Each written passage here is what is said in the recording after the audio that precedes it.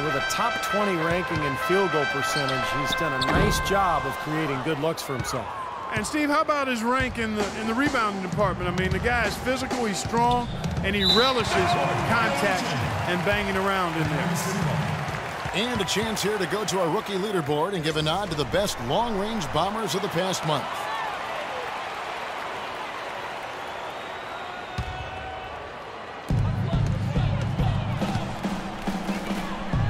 Pass to Waiters. Shoots. Not wasting any time and taking the shot and knocking it down. Waiters got 4 points this quarter. Lakers trail by 14. Enes Kanter, originally from Turkey, so good promise offensively. Scores well on that left block, and he does a nice job on the offensive boards as well. At times, he's even shown the ability to step out and space the floor. It'll be interesting to see how his game develops.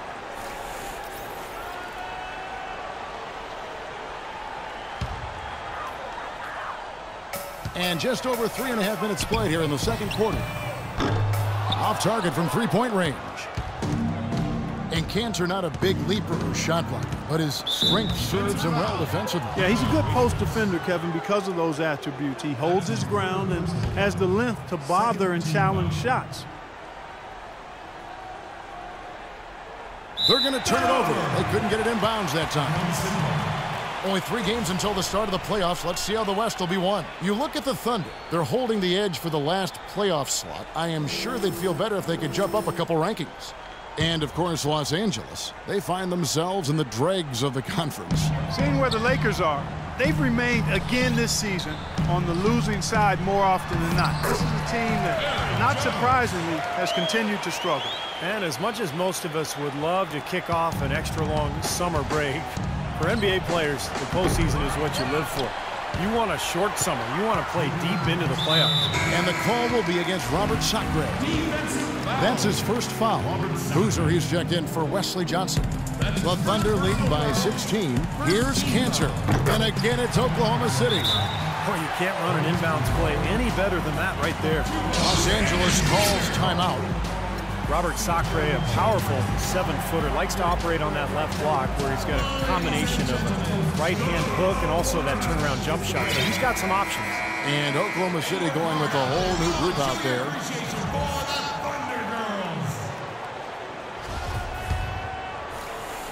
Lakers trail by 18. Looking to end the run. The shot is off. I can't figure out, guys, what's going on with him this quarter. I mean, he hasn't gotten one shot to drop. And so they choose to intentionally foul. The Thunder shooting their first free throws of the night right here. That free throw, no good.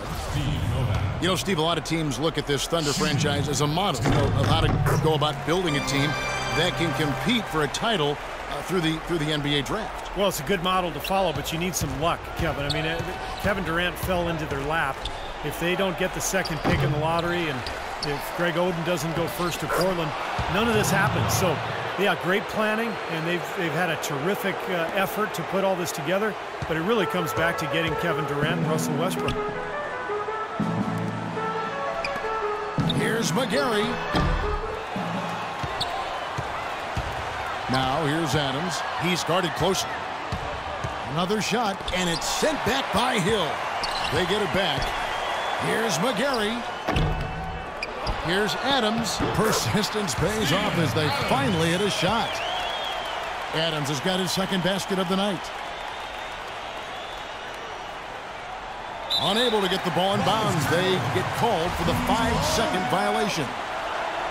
You know, going back to touch again on the Thunder, really you couldn't have asked for a better scenario for a small market team to put together a roster like this. I mean, your core pieces, your cornerstone pieces, Kevin Durant and Russell Westbrook, Serge Ibaka, are all relatively young in their careers and seem to enjoy playing for each other. So they're going to be good for a long time. You know, when he's got that kind of a height advantage on the defender, it's just too easy for him to rise up and get the shot off. Well, they did have to deal with some small market repercussions, though, the Thunder I'm talking about. You know, they couldn't afford to pay James Harden. They had to make that trade. But I think they've dealt with it really well. They've added some nice pieces, and the Thunder obviously still one of the elite teams in the NBA. Steven Adams from New Zealand, the first Kiwi Clark ever drafted in the first round. And Kevin, he played rugby growing up. He says that it helped him prepare for the physicality of playing inside. 5-second differential between the shot clock and the game clock. Yeah, he put himself in great position to finish that break off, guys. Yep, right to the rack. Lakers trail by 18. Here's Clarkson. The rebound by McGarry. McGarry's got 3 rebounds now in this one. Kevin, not a single point in this quarter for him. Obviously, not what they need right now. He's got to score. Here's Clarkson. He had a 21-point outing in their last game against Denver. Yeah, Kevin, he really set up shop at that foul line. I mean, they could not do anything with him defensively, and so they had to keep fouling. Thank you, Kevin. I'm here with...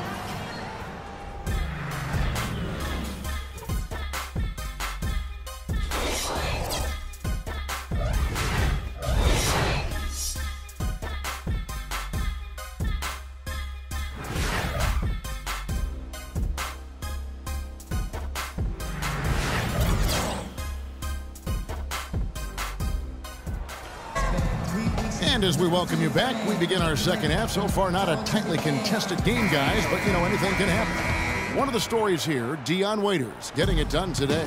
I like that he didn't force anything in that first half. His decision-making was really flawless.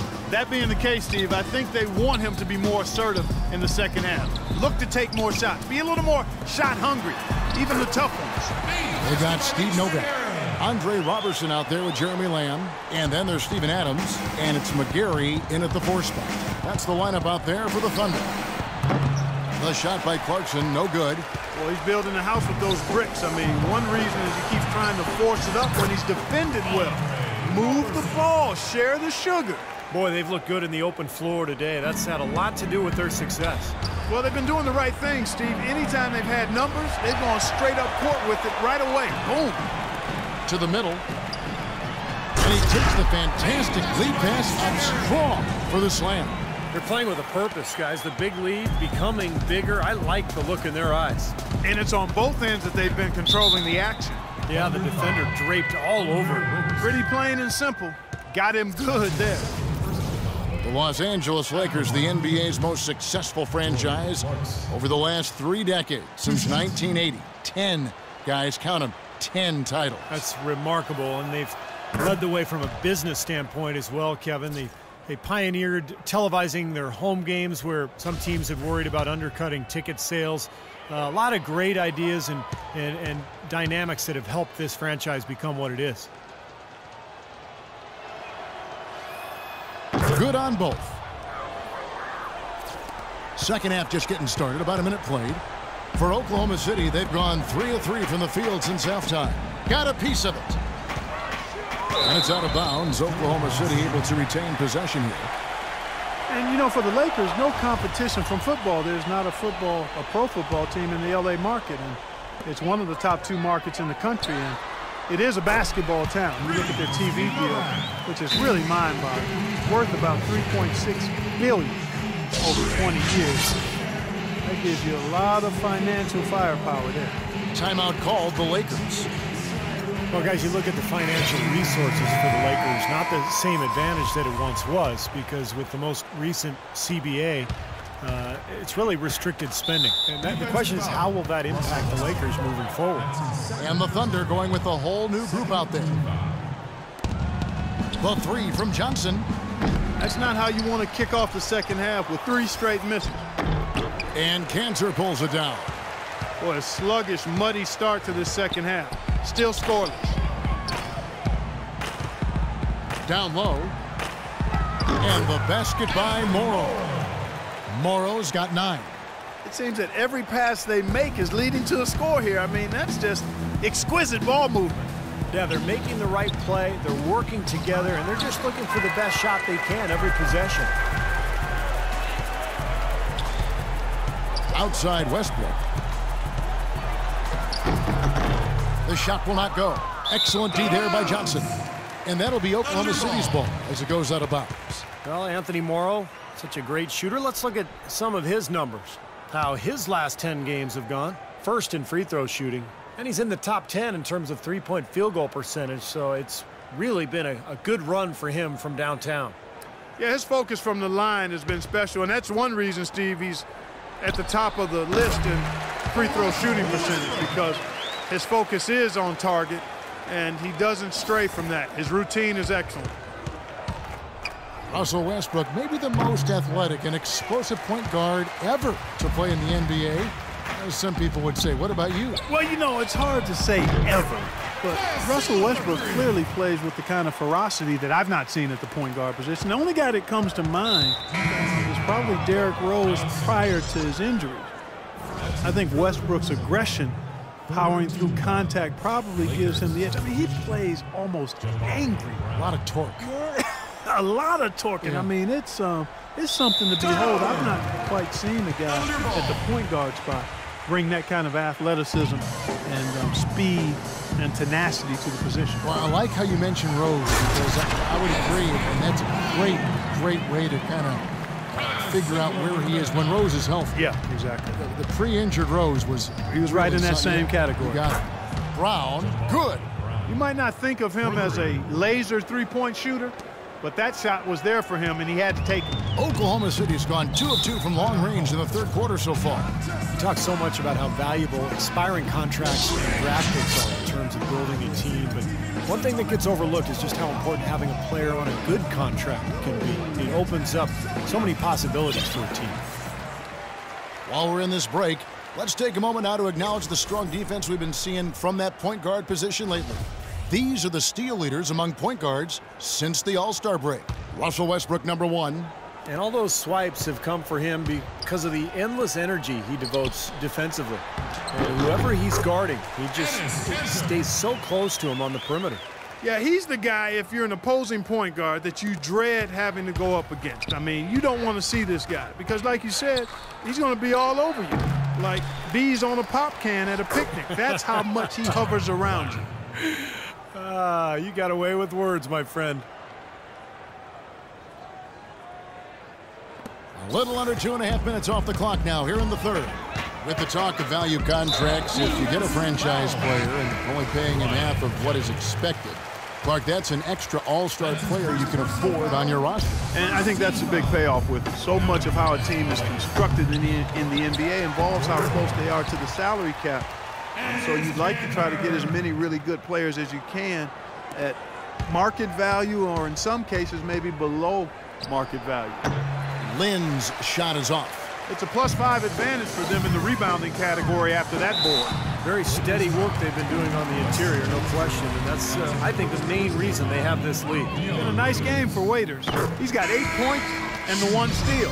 And he's got his first free throw of the game. The Lakers making a switch here. Sacrae's checked in. Los Angeles has gone 1 of 4 in three-point shots here in the third. Stolen by Waiters. Out of bounds, the Lakers will take possession. Lakers ball. So far, we've seen them be a bit careless with the ball. Guys, untidy. You've got to value the possession of the basketball. Yeah, I know you agree with that, Steve. No, totally. You got to play with control and composure, Kevin. Now here's Westbrook. Not a lot of room.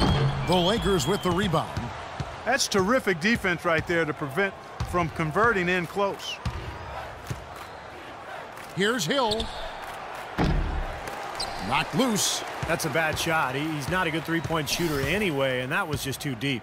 I'm with you on that, Steve. Which one of us should break it to him? It's stolen by Johnson. 1:21 left here in the third quarter.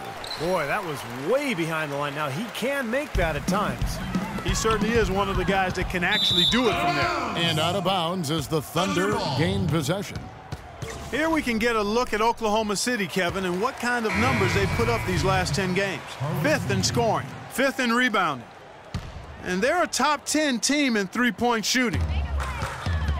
And what impresses me most out of all those numbers you just talked about, Clark, is the points per game, because this is a team that has become very difficult to cover. They really cut hard. They set good screens. They get great ball movement. And because of the unselfishness and the floor spacing, they seem to get wide open shots time after time. 56 seconds left in the third.